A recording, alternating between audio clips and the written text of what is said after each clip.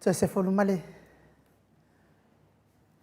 male tasi minute o na tāle o leitu lai lima I sini au se tālia. Mālo lava le mafuta mai le mamalo se tātou atunu. Ia mālo fo ile whātua toa ile ne ia sopa I o lea li.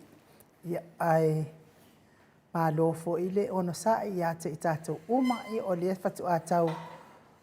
Matatu tātou pokalame tō sila fia fo I o le ia so ia o lea soe. Fasino ia lo mawhanau ia te sa te le lava le. Tuai ia ona o le fia awai fo I whaatasi ma le nai whanau ia le wha umaina o le lato waso. Sa pa ia o le ia so pe ona masani ai. Ia au le mea siri lava ma le tāua lea ua amata le tātou porkalame. Ia ai o tālia pea le tātou whiso o ta inga ma Samoa. Ia I le nganga whaaloalo ia o tau ia li poti mai tau YouTube o lo whale tonu ia le wha malulu watu ia o le whatu atau amata mai po kalame wha o ngā mai le Facebook pe a whale tonu tau YouTube ia e mai se awanoa se I tau ngā yo iei le insinia e a mai fo I se awanoa I mātou fo ia au a inga mātou te fia enjoy fo I mātou ia e whaatasi manai a mātou tamai o live ia fai wale fai na maua mai ia le YouTube fa nga mai Facebook fa mole eso ia fa la mai o le fai tatou por kalame le nga fa alo le fo I ua mafuta mai le fionga te pa au fa sena ia wo va ai atu wa ia fu lava I le tau fetu fa tasinga o tatou me fai nga luenga mo nei aso nga fa alo e fa fe loa I la wa fionga I le te pa au fa sena fionga le tu ia ana ave au malanga Tama whaasau le tu malo, le na tu ina tu ia ia o ton mai pea. Ia au whaululu ngo le ainga malosi. Fo I lau whitalainga I le la ulo le tau lau niu. Ia au le prestene o le ekalesia katoliko Samoa I ruti hio. Le au tusi o le pule anga wha katoliko Samoa I Parramatta. Ia le uwa ai atu lo wafu tau tu whatasi o le tatou pokalame. Ina ia longo le lei le whaafonga anga le maro le atunuu. Ile ne yaso ia melele I loa le atunu una ta o to lava I lunga moenga ma fa do lua I tofanga ia ta ua le ngaioi ma ngaioi ia ai ma lord so I fua manuia ile ne yaso to le fua ma no fo ile onsa ia fa te lava inu ia o le fa malo ne tasi o le fa malo fo ile aso ne le aso lotamiti ia ono le tulanga fo voi ia na swinga la iti voi ai I le foi le tau faso so me foi le tatu insini ia Mike e mana mi ala fai ma walu ai tu afina le chikinga ava foi le au nanga ia ato to ava foi fa fun anga le tunu me se lava la so nei la so nei la so tele la mo tato ma ro so I fu ma lange mai no ia tato tau fai fa malo I le lo fa ma le anga le yo le atua ia e manesi sau te se tato pesi ai se I la ko se ki mani me le tasi fa mo le la vai no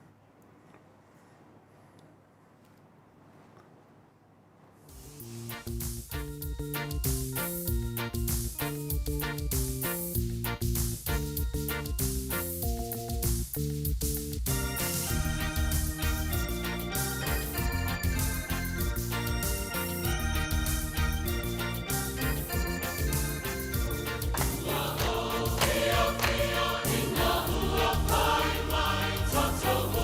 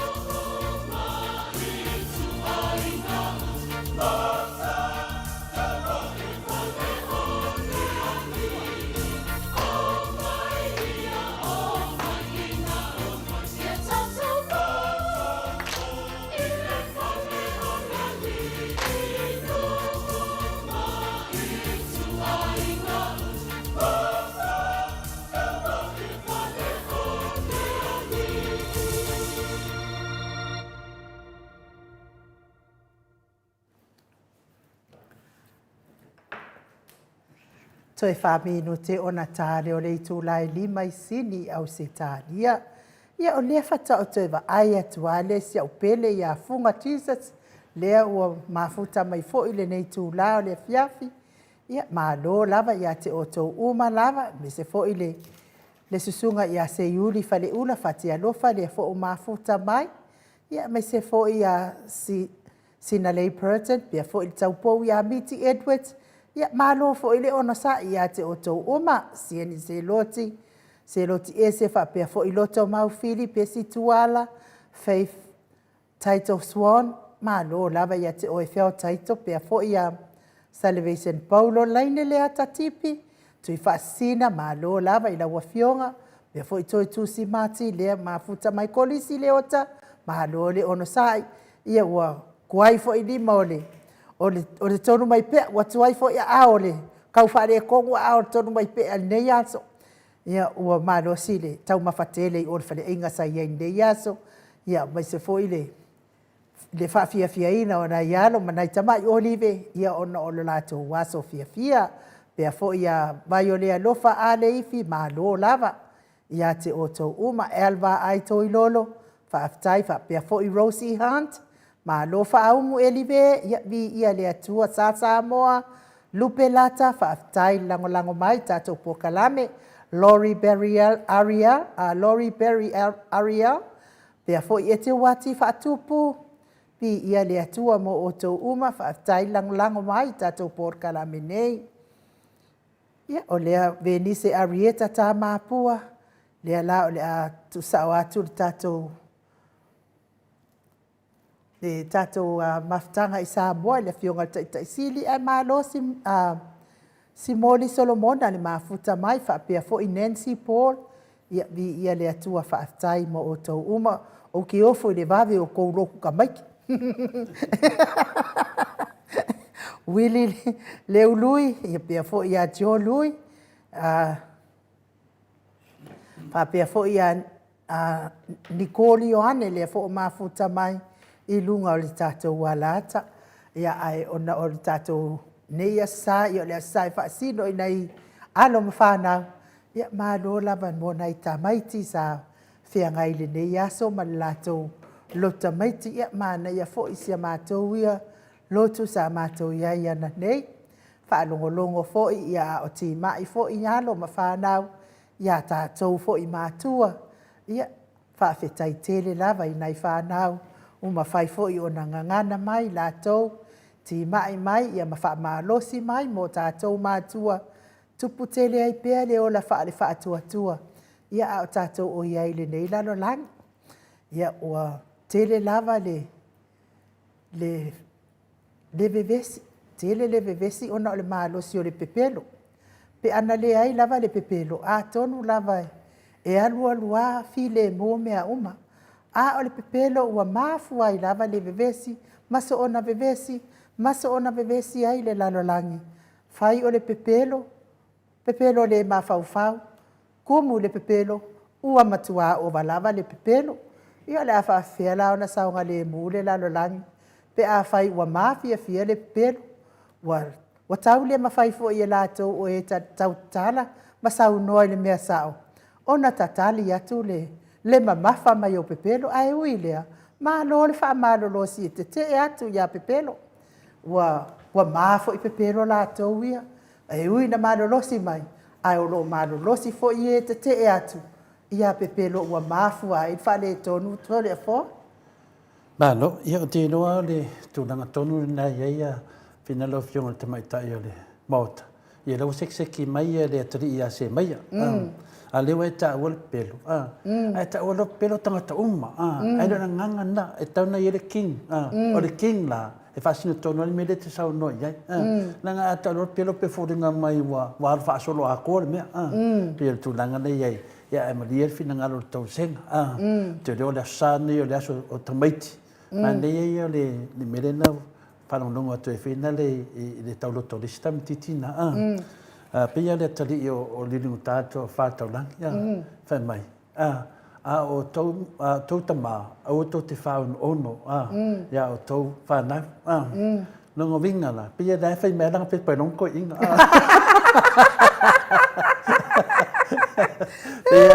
Ia ran pe pana tadi dia. Lai fai mai ai sion tama a. Ia ore kau sa mai dong non ko inga. Fa mai a o tau tama a. Ano ke ve ko da sa fa se pa ko non ko inga. A o to fa no no no vinga. A fa no no la to fa tau nangia finalia. Ali ni muta. Se kore a fosi. E kele me le se ele fai pe palo wa finge. Nga fai pe palo wa finga. Jesus loves me pa wanga.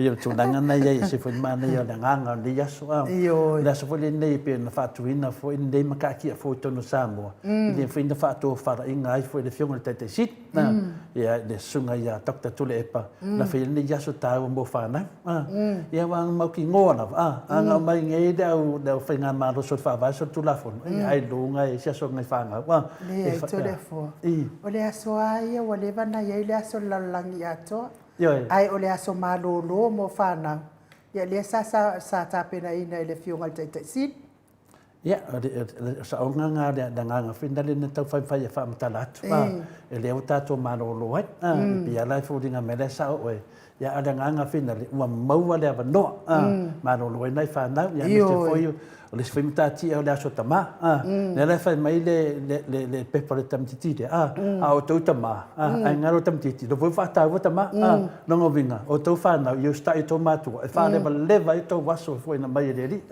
no ngovinga la o play me ye department buri a le play me department mo o te lelo ai dama nunga le lenga te afionga te sili fa mole ia nga fa ano fa fe lo i le fionga te sili tai o le vai nga fa e pui ia tawa tangata Samoa le sunga ia tu le epa fatia lo fa awe lua na yoti lupe soli ai ono Dr. Sailele Malile ngoi ma lo so fu maua ma le langi mama ma lo fo i le tawata i ne ia so pa i o le ali ia talo va tu nei tu la fiaf ma lo ile to officer fa salalau tai la foi to mai el tatu tunu ole son le lo tu mai ki ole sa pa e sa monei Maria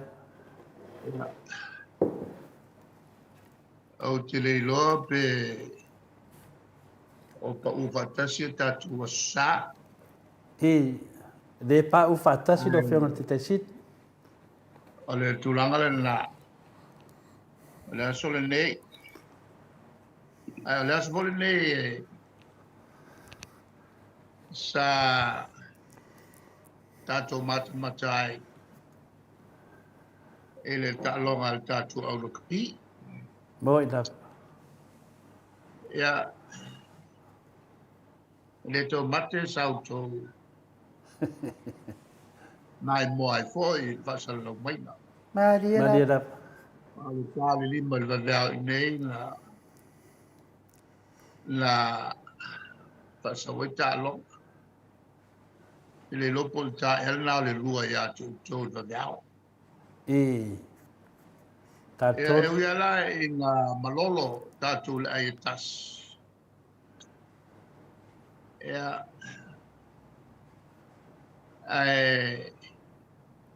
mawhai unga fo i lea tātou tā longa to tani mai ai. Wale mogo seawa noa tātou te o ai i le tamila sanga le amata le pa umunofu. Na o au foi uanga va ai o lea ia mana ia tau fai ma foi tatu tama fanau mai la tatu tau fai foi e to va ilesi i pula langi lesi fata usanga lo yai Mali lo ngala lo tolu ya le lo fitu e to e fai ai le el talonga la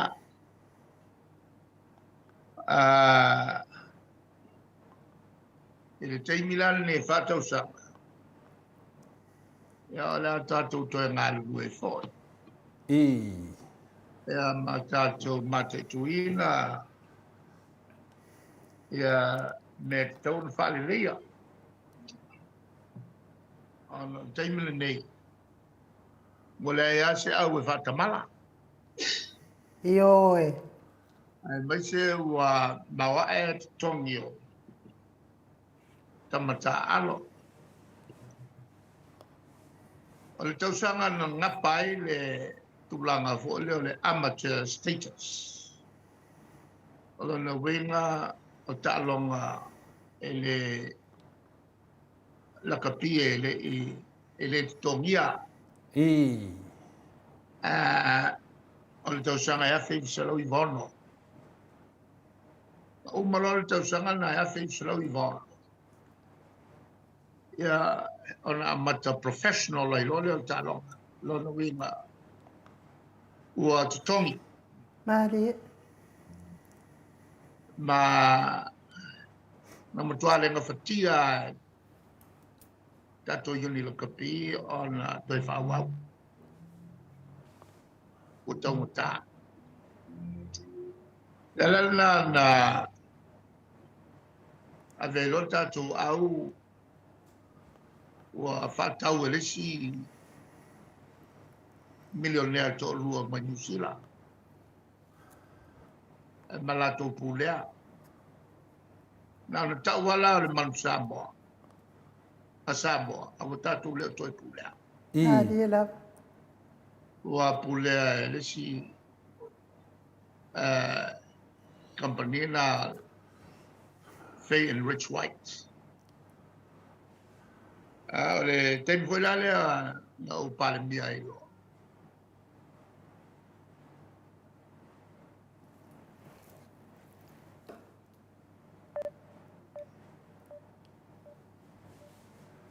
Ia, malo lava le on site, te te a koe kongeki mai tātou whina le tātou internet mai Samoa.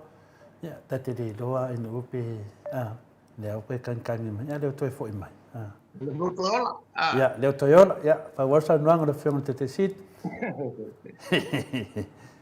Ia, te lea le whale tonu. O le mwhaio na whatino e le iwi le kapia Samoa le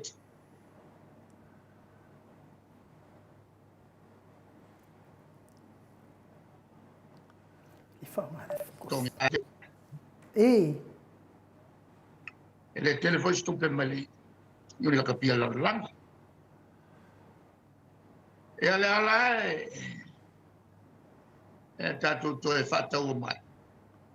Ia matamu whai tongi le talafu il company lea. Mari la. Ina o toi whatau mai e Samoa na manu Samoa. E le whengo fiela le tulanga tau tupe whawhenga i pēa. Mata mai atu nu e pe o Samoa. Alela le whawhtei ai pēa ia tama whanau o Samoa. O lo o ta alo i Milorolanga. I Peritania ma Europa. Falani, Australia ma New Zealand. Mari la. Ele whai o lato whai unga mai e tau ane le fua latu. Matali aina i se le ni laiti. E ma whai o la whatupea tu le yuni. Wai le whatupea ele yuni la kapi. Mari. Ia vai ngā tupe uma. Te lea le sao o le yuni la kapi. Ia e whala malanga fo ila e whala pokutonga al malo. Ia e le o mwhai o na kama. Mari la. Ia la le whala le whaisa i ngā seleni. Al tātou yuni la kapi. Tulanga la le o ia ne Samoa. O la koe sa ili foi se tulanga nga waa ni whai ai o tatu toi o. e le tauvanga le whātausanga e le o ko meki. Malia la. Luina e tau on tatu ta alo. Maisi au. Toa maore o tatu wa manoa. I. Fiki mau umaya e anga vaa e oi pa umanofo. Wa ko meki a le lato wa manoa. E to vai e se lato avanoa i te tonu o le tau vanga la kapia la langi e leo iai umatunu.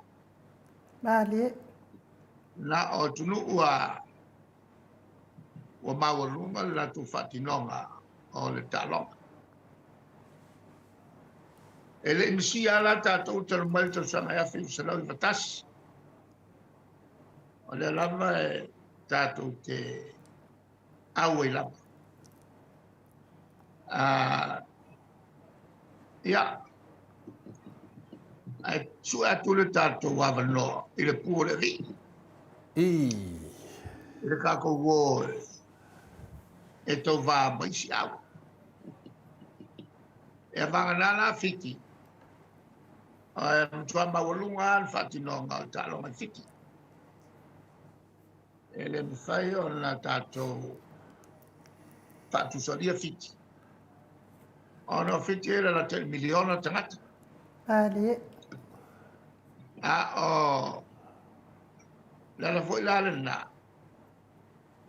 La fe mafe la to tama ta alo fa va malo. Pa un mai lea la tu lai mai lea. O le fiti fo. O ko ke lea ka ai ko le ami. Ala ko lengi ai ka nyuma. I. Malia la. Un tangata umi. To e sao sao. Pa kusa e a ka ko po. Ya. Ele ko ke le fuka ka sao sao. Ai pe le loto ale Malia la. Bo i le de. e fa le ne talo. O le loko sa mo. Malia. Ya. Ale tulanga na ma ta alonga o tula fono le yuni le kapia la lanki. E lua longi kamil sanga ke le anga vai. O ko mekia nga ave ese le nga yungi le sa fai ko. O le fono sili e pulea la kapia la lanki. O le tato iei pēla e te tonu o le wholosini lea. O le alama e alu wale man sa moe le o pau. E le ngatele na. Alo alu ali poki. Whaamai no nai se leni la iti tato te maua. Malia. Mai le yumi kapia la lanki.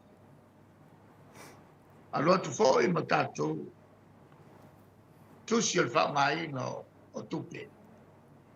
E mabale ni poti. Ale so tusi whaama malo. O lo la tusi ea tatu tusi. E o la mai whai mo whai.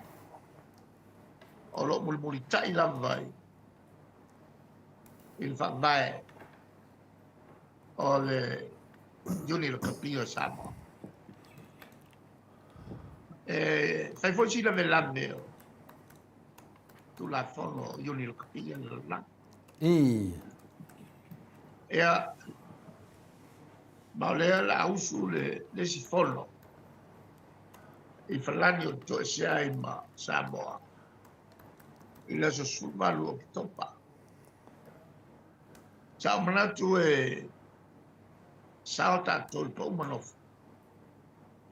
O te mau atu ai ia se tatu talo. Ia peta. Ia, o leo tasi i futia malumele. Te aluatu au ki ke mai kaku vai. Ea maua a ngai foi le tapatalo ia. I lana iuni o lo talo ai. I tue fio lo lang. Ai mo tato. Ia. Sa iria se tato avanoa. Ile si fata usanga ia lo lumna e nei.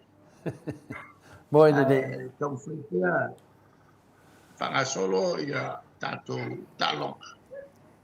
Le ngato sulima. Ia whatena fo i teito fitu. Le ngato li. Ai whapo valea.